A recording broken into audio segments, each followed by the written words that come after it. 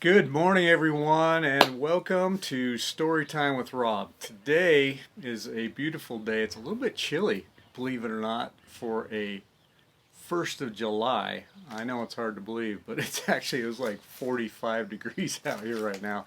Anyway, I hope you're having a great week. I hope everybody's doing well. Everybody's staying healthy.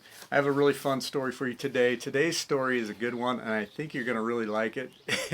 When I first read it, I was like, wow, that never could have happened.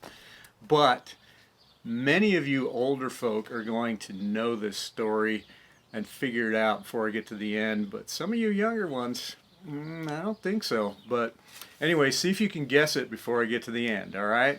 So here we go. This one is called Gentle John Henry. Gentle John Henry was born in Griffin, Georgia, the son of a Confederate Army major. As a boy, John was taught proper bearing and courtly manners, benefiting his prestigious family.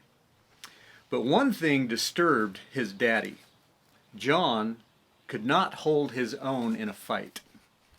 Fully grown in his late teens, John stood 5'10", was painfully thin, and was tortured by his fear of physical violence. It freaked him out. One day the violence was unavoidable. He was roughed up by a ruffian over the right to use a swimming hole. John's father promptly sent him to Baltimore to advance the boy's education in a less threatening environment. He was enrolled in the Baltimore Dental College. So he was going to become a dentist. I guess if you can't fight, you're going to go work on somebody's teeth. John was entirely agreeable. With the hometown bullies at a safe distance, he studied diligently for 2 years and completed the course in dentistry. Then he moved to Atlanta, Georgia, where he would begin his postgraduate practice. For a while, John worked alongside one of the most prominent dentists in that city, frequently taking over his elder colleague's practice. Eventually, homesickness set in, and John, now 22, returned to Griffin to establish himself there. 22 years old. Pretty good. It was a comfortable little office at a southwestern corner salmon of the state. And though John's life appeared to be complete, there was yet another personal concern which had been haunting him: tuberculosis. The already gentle young man became even more subdued as the worry over his health increased. One day, a quaking, wan John Henry sat in the office of his general practitioner and was told he was going to die. John asked, "Well, how long do I have to live?" The physician's gaze fell. He was quiet for a moment.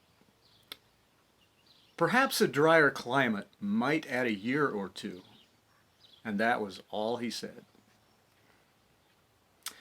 So it seemed that gentle John Henry, the boy who couldn't hold his own in a fight, the retiring young man who had fled violence to become a dentist, had returned home to a battle that he could not win. But just this once, in his brief, unassuming, mild-mannered life, John Henry wanted to fight back. How could he die if he had not yet even lived? He asked himself. Next day, John packed his bags and his dental instruments. If even a few precious hours could be gained in a drier climate, then that's where John would go. First stop, Dallas, Texas, on a one-way trip to immortality. It was a Dallas cowpoke dental patient who first met the new John Henry. The cowboy complained about his treatment. The ensuing argument escalated. The dentist pulled out a .45 and blew the cowboy clean away. The frustration of wanting yet to be experienced life carved for the notorious itinerant Wild West gambler 30 notches on his gun. John Henry would one day die of the respiratory disease that plagued him. It was not a year or two, but 14 years later. And in those 14 years, John bet and blazed and blasted his way into the pages of Western history. John Henry was once described as the nerviest, speediest, deadliest man with a six-gun I ever saw. This unequivocal praise came from none other than Marshal Wyatt Earp. Perhaps by now you've guessed that John Henry, the boy who couldn't hold his own in a fight, the mild-mannered dentist who found life only after facing death, the much-feared drinking, gambling, gunslinging friend of Wyatt Earp, was none other than John Henry Doc Holliday. And now you know the rest of the story.